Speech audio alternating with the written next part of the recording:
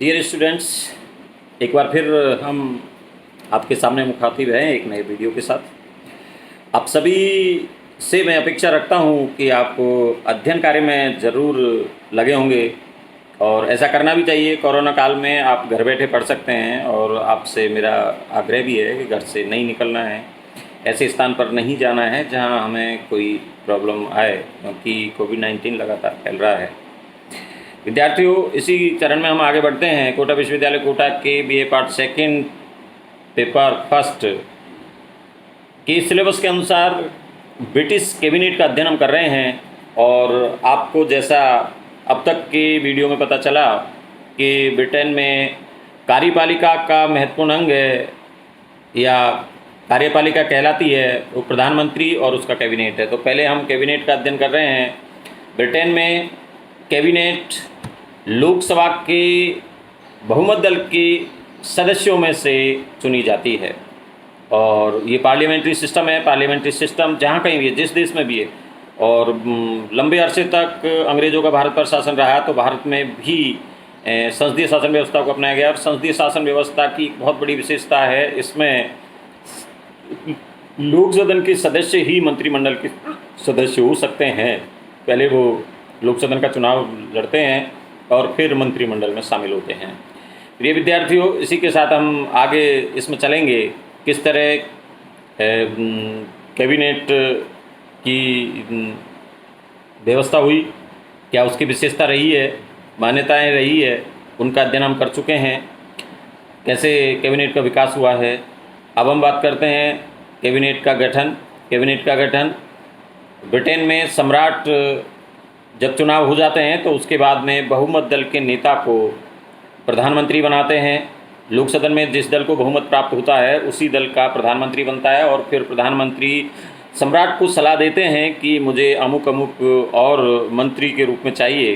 तो प्रधानमंत्री की सलाह पर सम्राट अन्य मंत्री की नियुक्ति करते हैं और ये मंत्री कैबिनेट कहलाते हैं, मंत्रिमंडल कहलाते हैं।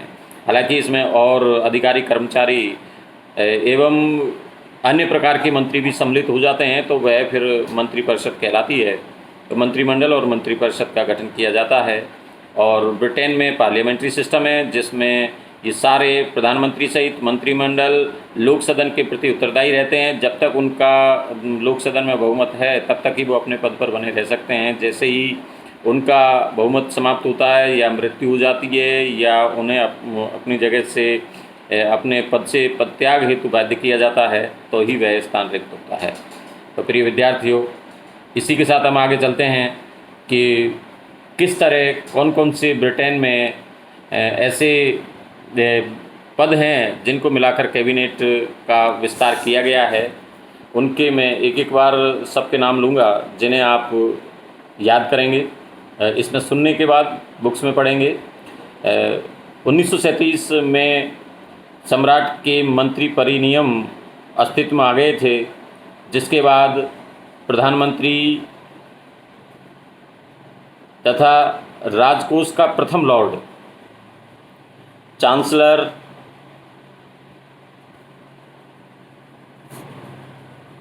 गृह विभाग के सचिव, उपनिवेशों के सचिव, विदेश विभागों के सचिव,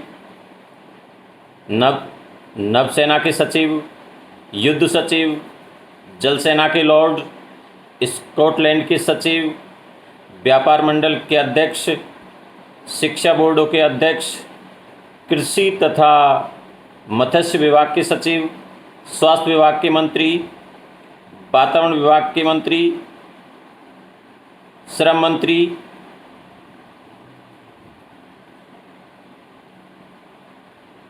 post master general, Lord president of council, first commissioner, workers and pensions और कोऑर्डिनेशन का मंत्री।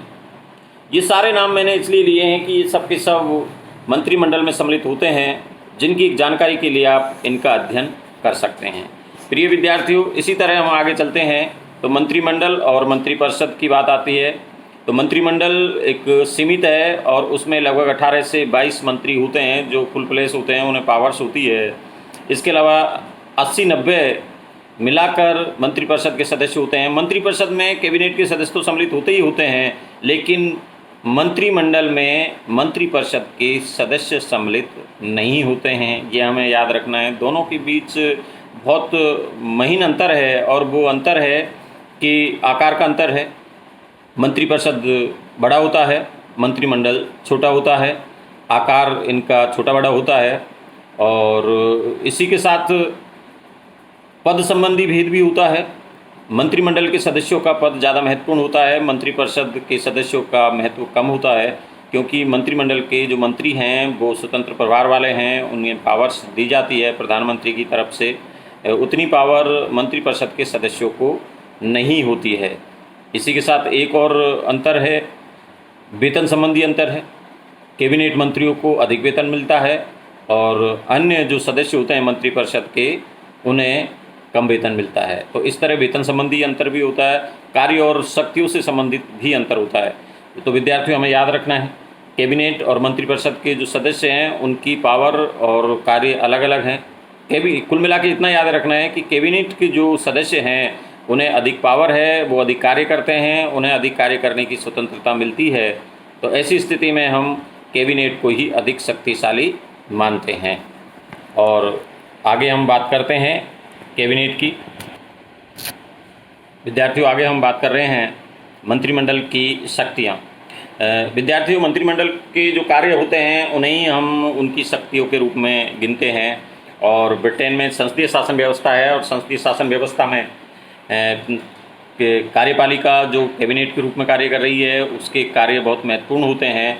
इससे संबंधित जो पहला कार्य है वह है कार्यपालिका से संबंधित कार्य। कार्यपालिका से संबंधित मंत्रिमंडल क्या कार्य करता है?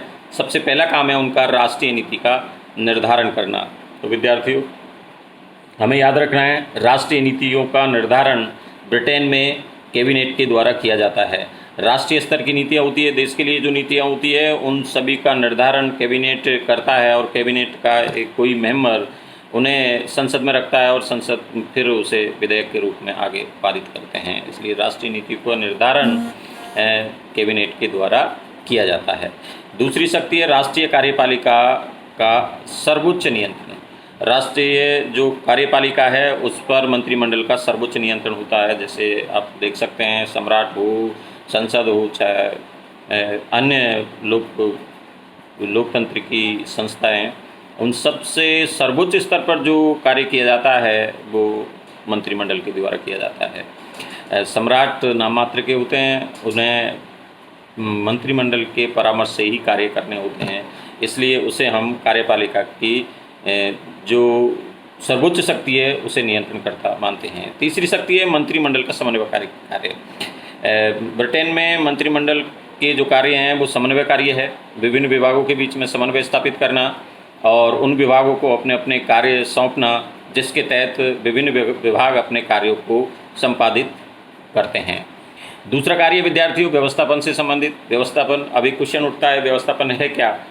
आप जो पढ़ रहे हैं वो अपने क्वेश्चन इस पर डाल सकते हैं, तो हम उनके आंसर देंगे। व्यवस्थापन से संबंधित है कि संसद को बहुत सारे कार्य करने होते हैं, बहुत सारे विधेयक पारित करने होते हैं, और समय का अभाव होता है क्योंकि समय समय पर ही संसद का अधिवेशन बुलाया जाता है। तो उस अधिवेशन को बुलाए जाने पर सभी विधेयकों पर चर्चा होना संभव नहीं है। तो ऐसी स्थिति में विभिन्न विधेयकों की एक रूपरेखा तैयार करके संसद कैबिनेट को सौंप देती है, और कैबिनेट उन पर विस्तार से कानून बनाता है और उस कानून को फिर पारित करके लागू कर दिया जाता है। तो इसे ही विद्यार्थियों व्यवस्थापन कहते हैं, जिसमें संसद अपनी कानून निर्माण की शक्ति को कैबिनेट को सौंप देती है, मंत्रिमंडल को सौंप देती है। यही व्यवस्थापन कहलाता है।